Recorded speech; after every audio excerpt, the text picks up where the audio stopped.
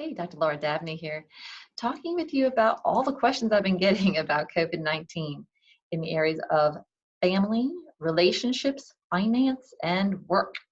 So I thought I would answer these online for you because you may have some of these questions yourself. So I want to start with anger and or guilt at having new responsibilities put on us or taken away from us. For instance, not being able to see the elderly family members, having to care for young adults because they suddenly lost a job, and or taking care of little ones who are no longer in school. So family situations and bonding responsibilities have changed drastically, but that does not mean that you do not have some options here. Remaining respectful of others' needs while true to your needs really is the key to all successful relationships. So those two things have to be uh, there. So that translates into don't beat yourself up for any emotions that you may have. It's normal to have negative emotions towards those we love.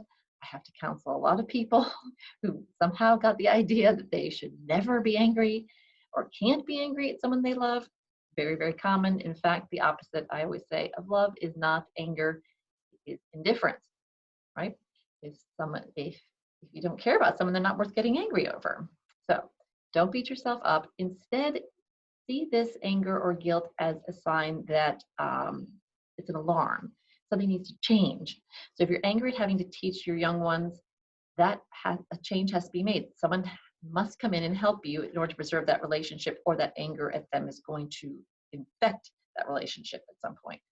So find someone who can help you, a spouse, maybe an older cousin or something, and don't dismiss the idea of getting someone online. Maybe there's a family relative or someone you know that across another city or across the country that may welcome the opportunity to teach your little ones. In fact, maybe you have a young adult relative who lost their job and they could use a little money to help you teach the young ones in your life.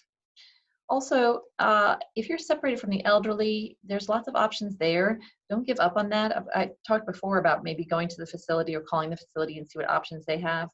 But also you can go to, if they live in their own home or someplace else, you can go to a shared window, and talk through the glass, or get on the phone with each other.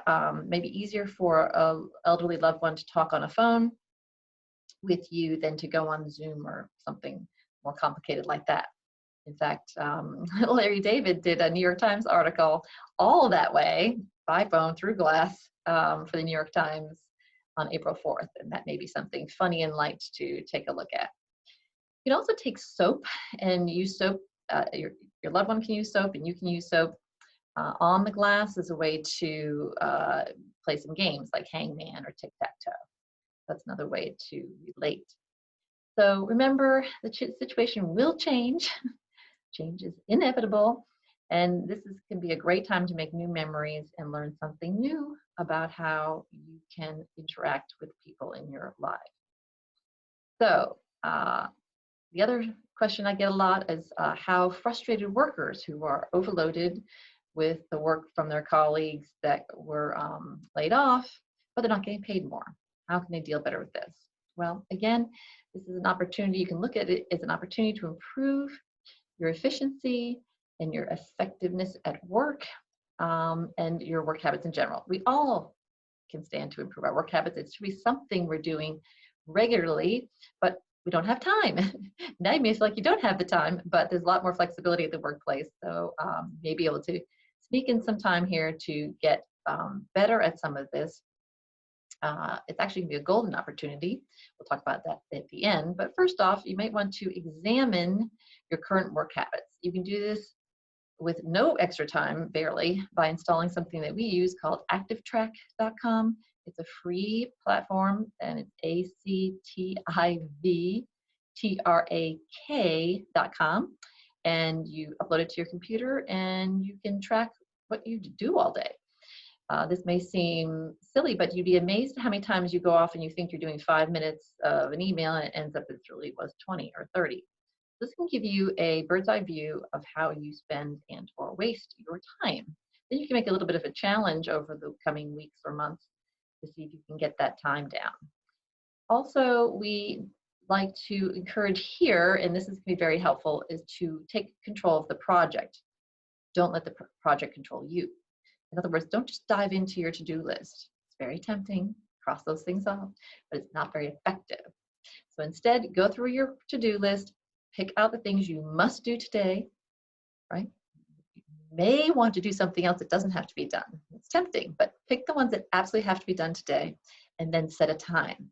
You set the time and how long it's going to take. Don't just start into it and let it control the time it takes.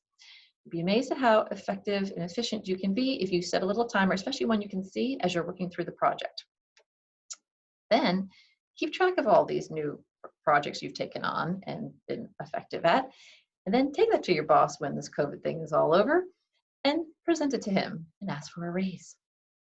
If you have stuck through this crisis time and become a better worker through it, I can't guarantee, but as a boss myself, I can pretty much promise you'll either get a raise on the spot or in the near future. All right, let's talk about the fear about the economic turndown with financial problems and no end in sight. This is a problem that's affecting all of us. You know, we've had a little reprieve lately in the stock market, but we all are pretty much on pins and needles on which way that's going to go and how severe. So it's definitely a time of anxiety. I always like to go back to other periods in history when people struggled with financial problems or any problem to see how they coped.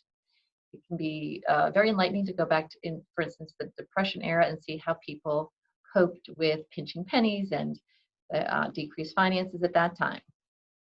Of course, the garden, if you haven't heard about the garden movement craze that's gone on right now, there really is something very satisfying about spending a little bit of money to get some seeds or a little planting and put it in a garden and have grow free food. Something very rewarding about going out to the garden and getting a free head of lettuce or anything. So consider that if you haven't done that yet. Also considering using up everything that you have. This is a great time. I mean, we all can be kind of prone to clutter. So this is a great time to use up all the food that's in the freezer. Use up all those potions, lotions, cosmetics that are, you know, shoved in the drawers and in closets. Pull all that stuff out and see how long you can go without buying new food or new makeup or lotions. You can actually make this a contest. I've heard of people doing contests of this. How long can they go without buying new food for dinner when they're using all the stuff in the freezer? You can also get very creative with this because you may pull out that leftover turkey or what have you and not know what the heck to do with it. Start looking up online some recipes and see what's out there. So make it a contest and have some fun with it. Use some creativity, learn some new things, and realize that this might be something you can carry on after COVID. And lastly, I want to talk to you about feeling overwhelmed with all the negative and fear-based news. Okay, this is also very common, and it just, this is not the platform to go into all the reasons why the media seems to promote, push the fear-based news and all the difficult stuff. But there are a lot of people who are doing things that are different. So before we get to that, I'd like you to understand that we can know something intellectually. We can know, for instance, that that the news is kind of biased or what have you into a negative direction, but not be able to pull ourselves out of it. I call that being in the weeds. We all get in our personal weeds. That's why it's very helpful to have counselors or some kind of counsel for problem. So I don't know, some coach to fix your tennis swing, a Sherpa to get you up the mountain, a relationship therapist to help you with your relationship. It isn't just our expertise and education that helps us help you. It's also the fact that we're not in your weeds. It's just that we're on the outside and can see things a lot clearer when we're not down in it. I'm sure you've had this experience where you can see all your friends' problems very clearly that they can't see. It's that same thing, okay? So you can, though, however, learn to get better. We're never great at it, but you can learn to rise above the weeds and learn to look in at yourself. We call that insight. And a way to do this is to self-reflect regularly, but self-reflect without judgy, the non-judgy voice, I call it. In other words, if you're going in and every time you see a negative emotion like sadness, anger, neediness, and you're saying, well, I shouldn't have that, so I need to run away from that, well, that's not helpful. By self-reflection, I mean accepting all the good, the bad, and the ugly that you see and exploring it, looking into it, see where that leads you. It can be a very informative way to see what you need to change or add or subtract from your life. One way of doing this beside the self-reflection, which I recommend doing regularly, is also through dream analysis. And people love dreams. It might be time to write down your dreams and take a look at what it might mean. It isn't so much having to have the interpretation of the dream, and Freud's great book on that or what have you. It's actually more, it's almost like your mind is speaking to you when everything is quiet. So it's not supposed to make sense to your dreams, but if you look through, you might be reminded of something that you just completely forgot about, right? Because it's from your unconscious, something you completely ignored or forgot about from the day before, week before, or what have you. So it can also help you with your insight. Okay, there's also people who are focused on good news. Let's talk about who they are.